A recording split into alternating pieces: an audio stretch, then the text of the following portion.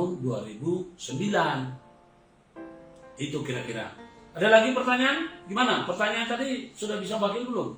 Sudah, Pak. Sudah. Jadi terhadap tindakan-tindakan yang di luar daripada tindakan oknum yang dibilang pada umumnya oknum, itulah yang dibilang perintah jabatan yang tidak sah. Nah, apakah semua wewenang itu adalah sah? Semua wewenang itu tidak. Kalau wewenang yang sah itu, itulah apa kalau dilakukan dengan cara sah, itulah wewenang. Tapi kalau dilakukan atas perintah jabatan yang tidak sah, ya, atau itikat tidak baik, itu namanya melanggar. Jadi itu kira-kira. Ya, ada tambahan dari Pak Michael, apa yang mau ditambahkan? Jadi sekali lagi, kepada masyarakat seluruh Indonesia, hari ini saya hadir di sini untuk memberikan edukasi kepada Anda, kepada kita semua. Bukan karena seorang pintar, tetapi saya merasa penting, saya merasa terpanggil untuk menyadarkan kepada kita karena negara yang harusnya punya kewajiban untuk memberikan kita masukan ini, tidak, mereka diam saja. Tidak apa-apa. Saya pengacara Guntur Laremba, aktivis penggiat hukum Pujuang Kebenaran, selaku pengasuh daripada Kantor Proteksi Perlindungan Hukum. Ya, memberikan edukasi ini bukan berarti saya ini mendapat bayaran dari pemerintah, tidak. Saya melakukan dengan tulus karena saya merasa terpanggil. Semoga bermanfaat bagi Anda. Nah, saya minta sekali lagi, teman-teman saya para pengacara banyak yang pintar, cuma mungkin mereka lupa, atau banyak para guru besar atau senior yang mengerti, bahkan mereka biasa jadi ahli yang biasa diminta di persidangan. Saya ingin menyampaikan bahwa sesungguhnya yang perlu kita ketahui bahwa pidana itu adalah perbuatan yang memang dianggap sesuai dengan ketentuan undang-undang dalam melanggar atau kejahatan atau kelalaian yang jelas dilakukan. Ya. Kemudian aparatur negara ini dalam menegakkan hukum itu mereka mewakili negara dalam artian perintah jabatan.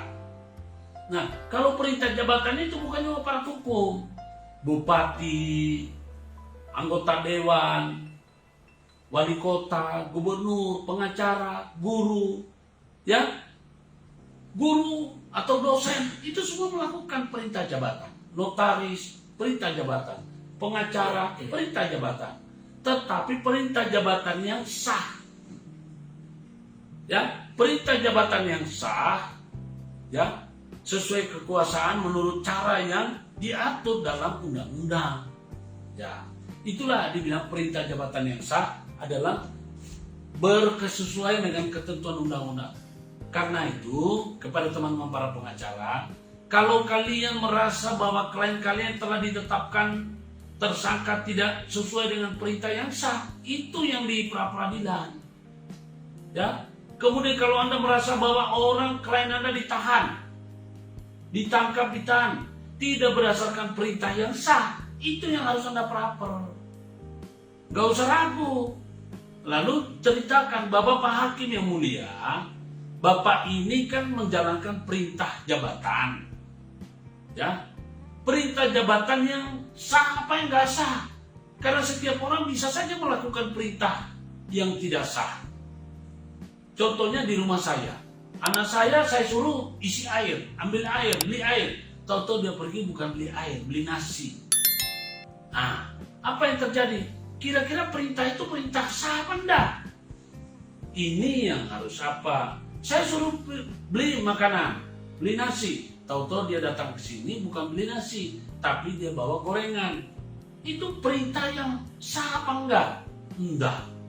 Itu contoh. Karena tidak memiliki konsekuensi, maka tidak apa-apa. Ya tadi kalau saya berbicara bahwa kita semua punya hak. Cuma yang jadi permasalahan aparat penegak hukum ini, ya, kita semua punya namanya perintah jabatan. Perintah jabatan daripada penegak hukum itu memiliki konsekuensi hukum bagi orang yang menjadi korban dari istilahnya dari cacat atau dari tidak adanya perintah jabatan yang sah. Kalau perintah jabatan itu sah, kemudian mereka jalankan, memang itu wewenang mereka. Cuma kan selama ini saya prihatin banyak teman-teman pengacara bahkan senior yang selalu mengatakan, oh itu dia menetapkan tersangka sudah kewenangannya. Oh sebentar Pak, penetapan tersangka boleh-boleh saja kewenangan penyidik, tapi apakah sudah sesuai perintah yang sah? Ya selama ini itu yang tidak pernah dibongkar. Ya, kemudian oh itu dia menahan, itu memang sudah kewenangan siapa? Saya tahu, tapi apakah kewenangan atas perintah jabatan yang sah atau kewenangan atas perintah jabatan yang tidak wewenang? Itu makanya sekali lagi saya beritahukan kepada kita semua, Anda yang biasanya menjadi korban daripada korupsi, saatnya Anda mengikuti edukasi ini. Atau kalau Anda punya masalah, silakan minta bantuan hukum pada orang yang pas.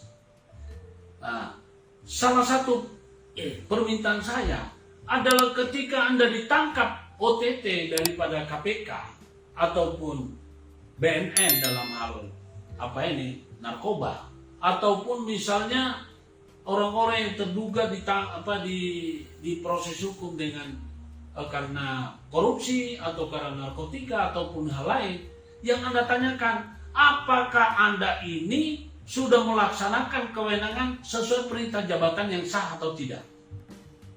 Nah, perintah jabatan yang sah kayak mana? Sudah sesuai ketentuan belum?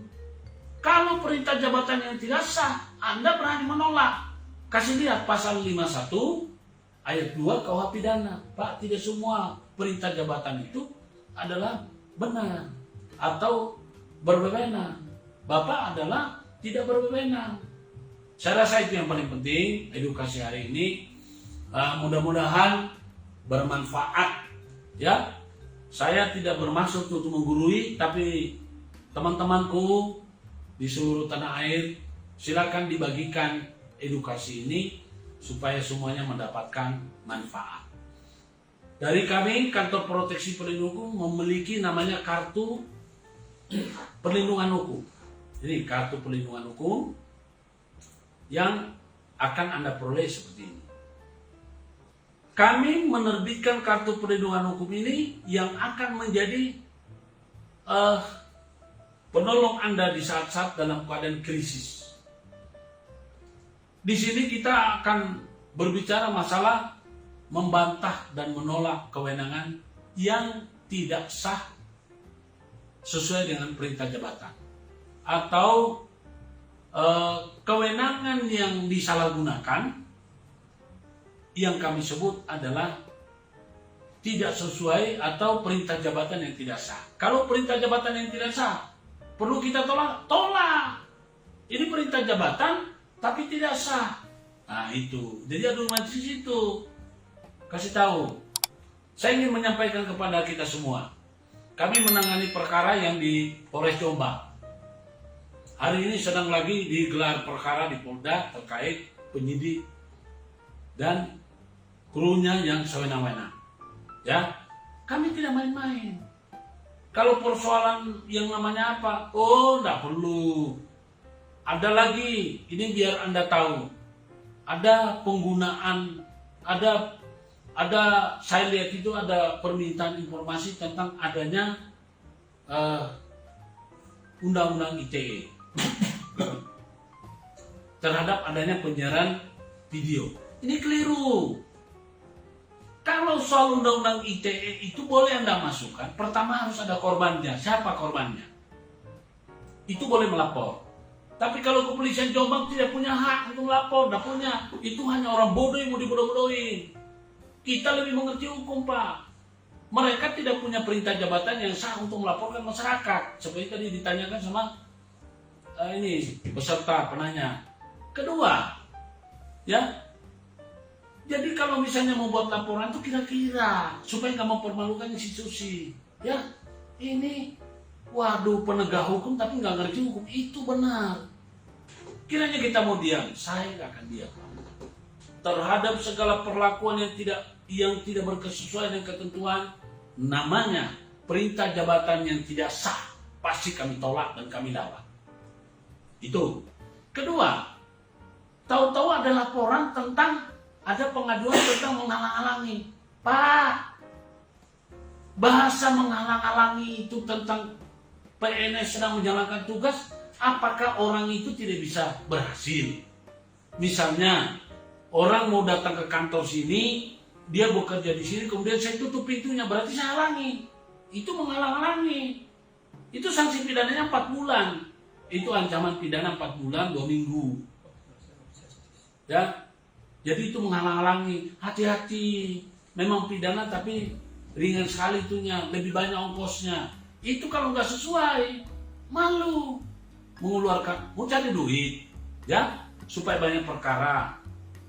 Dengan cara melaporkannya, menghalang-halangi. Bagaimana bisa menghalang-halangi? Orang tanahnya sudah di dalam kok. Itu loh, mereka menegakkan hukum, diberikan wewenang, tahu-tahu mereka tidak tidak memenuhi syarat. Kok ada begitu kok? Aduh, nggak cerdas benar. Prihatin saya, Pak. Ini coba, mudah-mudahan ada anggota dari Polres Jombang yang ataupun yang melaporkan ini bisa mengikuti video ini. Bapak, ya, semua orang itu bekerja atas dasar perintah jabatan. Tapi perintah jabatan yang tidak sah itu disebut istilahnya out of context.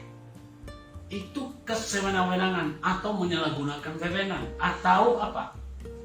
Ya, tidak punya perintah jabatan yang sah itu namanya. Yang tidak sesuai dengan hukum dan undang-undang itu namanya bikin buang-buang waktu. Ya. Yang boleh kewenangannya itu adalah perintah jabatan yang sah. Menurut hukum, menurut penguasa. Penguasa siapa? Undang-undang. Bukan orang per orang, bukan presiden. Harus dimengerti, ya. Oke, saya rasa gitu yang bisa saya sampaikan, ya. Apabila ada yang mau ditanyakan sudah cukup?